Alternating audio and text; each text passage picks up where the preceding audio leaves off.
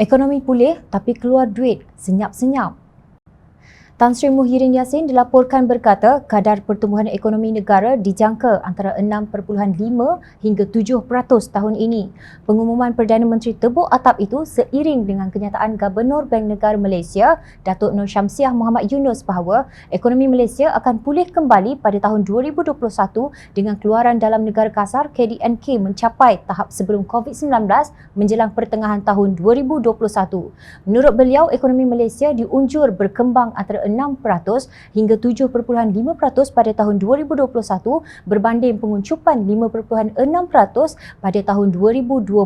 Situasi ini didorong oleh faktor-faktor domestik seperti penggunaan dan persekitaran luaran yang lebih baik berikutan pelancaran program vaksinasi.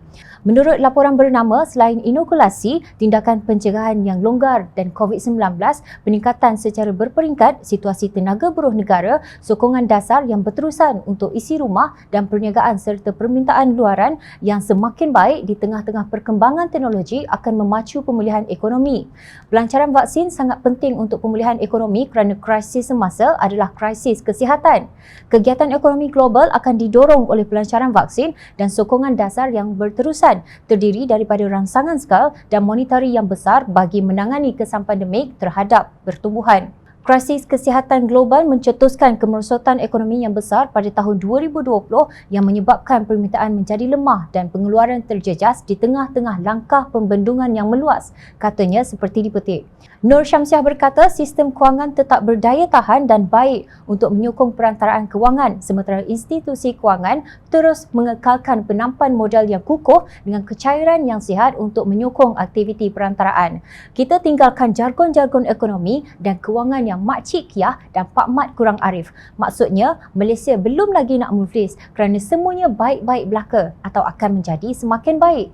Justru rakyat marhin yang hidup kais pagi makan pagi, kais petang belum tentu cukup untuk makan malam, ingin bertanya, kalau semua baik-baik belaka, apa perlunya kerajaan mewartakan satu ordinans baharu menggantung Perenggan 4-B Akta Perdanaan Kerajaan 1983 dan Perenggan 2-2-B Akta Bil Perbendaharaan Tempatan 1946 yang berkaitan kuasa Dewan Rakyat berhubung soal kewangan? Mengapa Perdana Menteri, Ketua Menteri atau Menteri Besar perlu dibenarkan meluluskan perbelanjaan tambahan atau menggunakan kumpulan wang disatukan tanpa melalui legislatif sepanjang penguatkuasaan darurat COVID-19 ini?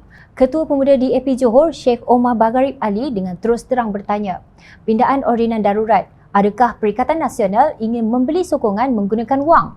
Beliau mempersoalkan tindakan ini kerana tiada sebarang penerangan diberikan kepada rakyat. Apakah signifikannya pindaan ini? Rakyat berhak tahu kerana segala perbelanjaan kerajaan adalah melibatkan wang rakyat, katanya dalam satu kenyataan. Beliau melihat tindakan Kerajaan Perikatan Nasional ini seakan-akan mengabaikan nasihat Yang di-Pertuan Agong Al-Sultan Abdullah agar Parlimen dibolehkan bersidang pada masa darurat. Ini seolah-olah ada udang di sebalik batu, kata ahli Dewan Undangan Negeri Paluh itu. Menurut Umar, tanpa persidangan Parlimen dan Dewan Undangan Negeri, tiada check and balance dalam setiap keputusan serta tindakan kerajaan termasuklah dalam soal pindaan ordinan darurat berkaitan tambahan perbelanjaan ini. Ditambah dengan ketiadaan keabsahan majoriti Kerajaan Perikatan Nasional di Parlimen, saya ingin bertanya, adakah penambahan perbelanjaan ini bermotifkan politik? Adakah ia bertujuan membeli sokongan kepada Perikatan Nasional di pelbagai peringkat menggunakan wang? Adakah Perikatan Nasional akan kembalikan budaya cash is king, ujar beliau. Jangan salahkan rakyat yang bertanya tentang tanggungjawab dan accountability. Tindakan ingin mengeluarkan dana dari perbendaraan negara secara senyap-senyap ini tidak selari dengan unjuran Bank Negara bahawa ekonomi dan sistem kewangan Malaysia masih baik. Keputusan sebesar ini yang diambil tanpa melalui proses legislatif di Dewan Rakyat dan Dewan Negeri menimbulkan banyak tanda tanya.